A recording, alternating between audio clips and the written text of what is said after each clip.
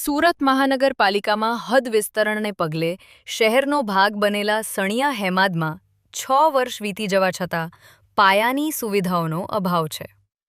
વરસાદી પાણીના યોગ્ય નિકાલની વ્યવસ્થા ન હોવાથી સ્થાનિકો ભારે મુશ્કેલીઓ ભોગવી રહ્યા છે. સણિયા હેમાદ ગામમાં દર વર્ષે ખાડી પૂર આવે છે અને રહીશોને ભારે હાલાકીનો સામનો કરવો પડે છે. આ ઉપરાંત અહીં જે તળાવ આવેલું છે તેમાં ડ્રેનેજનું પાણી જતાં લીલના થર જામી ગયા છે.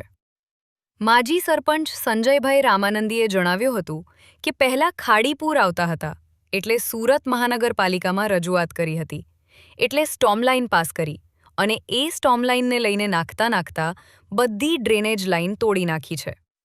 કોઈને પૂછ્યા વગર સ્ટોમલાઇન નાખી એટલે ડ્રેનેજની લાઇન સીધી તળાવમાં જતી રહી અને તળાવનું પાણી આખું દૂષિત થઈ ગયું છે. અગાઉ પણ બધી માછલીઓ મરી ગઈ હતી અને મનપાની ટીમે માછલીઓ બહાર કાઢી હતી. હાલમાં તળાવની અંદર લીલનો થર જામી ગયો છે.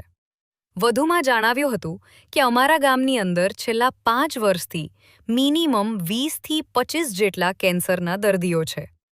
રેસિડન્ટ વિસ્તારમાં ઔદ્યોગિક પ્લાન્ટ આવી ગયા છે અને તે બધું પાણી તળાવમાં ઠલવાય છે. તળાવની અંદર એવી પોઝિશન છે કે પહેલા આ જે ખાડીપૂર આવતા હતા એટલે અમે રજૂઆત કરેલી એટલે સુરત મહાનગરપાલિકાએ સ્ટોમ લાઇન પાસ કરી. એ સ્ટોમ લાઇનને લઈને સ્ટોમ લાઇન નાખતા બધી ડ્રેનેજ લાઇનો તોડી નાખી. કોઈને પૂછ્યું નહીં, કંઈ નહીં, સીધું એ લોકો સ્ટોમ લાઇન નાખી એટલે સીધે જે ડ્રેનેજો બધી હતી એ ડાયરેક્ટ સીધી તળાવમાં જતી રહી અને તળાવનું પાણી આખું દૂષિત કરી નાખ્યું. અગાઉ પણ બધી માછલીઓ મરી ગયેલી અને સુરત મહાનગરપાલિકાવાળાએ એ બધી માછલીઓ બી કાઢેલી બહાર અને અત્યારે હાલમાં તળાવની અંદર એટલે લીલનો થર જામી ગયો છે.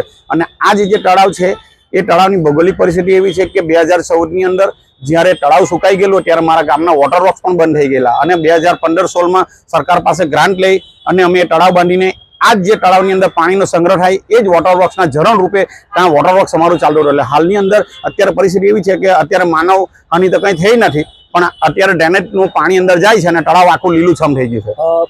આરોગ્યને કેટલું ગંભીર કહેવાય? અત્યારે હાલમાં છેલ્લા 5 વર્ષથી અમારા ગામની અંદર મિનિમમ 20 થી 25 જેટલા કેન્સરના દર્દીઓ છે સણિયા હેમાદ ગામમાં.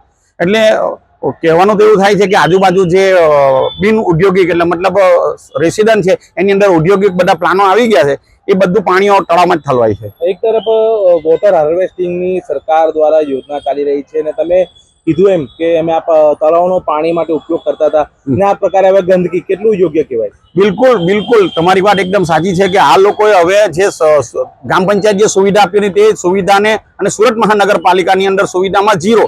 સુરત મહાનગરપાલિકાના અધિકારીઓ ખાલી આવે, ઓબ્ઝર્વેશન કરે અને ચાલ્યા જાય, કોઈ સુવિધા નહીં મળે. 2026માં 20 થી મહાનગરપાલિકામાં સણિયા હેમાદ ગામ આવી ગયું ત્યારથી કોઈ સુવિધા નહીં મળે. ડ્રેનેજની સુવિધા નહીં મળે, પાણીની સુવિધા નહીં, કંઈ નહીં.